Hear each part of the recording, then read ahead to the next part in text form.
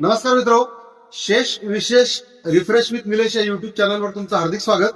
आता आपण उभा आहोत ते पातूर तालुक्यातील दिग्रस येथील श्री सोपीनाथ संस्थानमध्ये. माझ्या मागे तुम्ही मंदिर बघत आहात आणि इथे आता यात्रा होऊ घातलेली आहे. रथसप्तमी झाल्यानंतर रथसप्तमी नंतरच्या पहिल्या सोमवारी देवाचे लग्न लागतात. फार मोठा अतिशय देखणा आणि मोठा सोहळा इथे तो पार पडतो.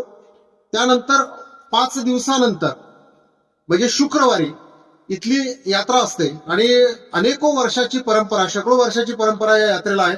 आपण मंदिर परिसर आधी बघूया, मंदिरात देवाचा गाभारा बघूया आणि मग यात्रा परिसर बघूया.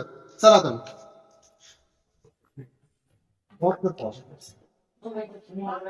मागे तुम्ही मंदिराचा मुख्य सभामंडप बघत आहात. आतमध्ये गेल्यानंतर मधल्या जो तुम्हाला अर्धगोलाकार दिसतोय तिथे श्री सोपीनाथ महाराजांची मूर्ती आहे आणि त्या ठिकाणी अनेक लोक नतमस्तक होण्यासाठी या पंचक्रोशीतून लोक येतात. अनेक सामाजिक उपक्रम देखील संस्थांच्या वतीने चालवले जातात.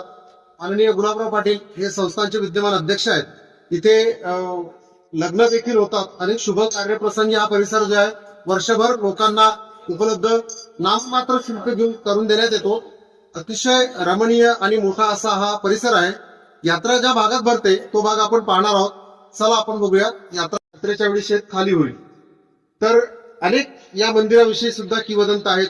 भाविक इथे येऊन सोपीनाथ महाराजांच्या चरणी इच्छुक काटा आणि खांडबेंड नावाचा एक प्रकार असतो की वर्षभर आपल्या अंगावर जे काही वेगवेगळ्या व्याधी आपल्याला होतात त्या होऊ नयेत यासाठी देवाला इथे अर्पण केलं जातं. आणि माझ्या मागे तुम्ही जर बघत असाल तर यात्रा आता हळूहळू भरायला लागली आहे. दुकान जे आहेत ते यायला लागलेले आहेत. आपण दोन्ही बाजूला जिथे धरणं बसल्या जातात त्याही बाजूला आपण जाणार आहे. आपण बघूया धरणं वेगवेगळ्या गावची लोक जे इथे येतात आणि बसतात तो परिसर. चला.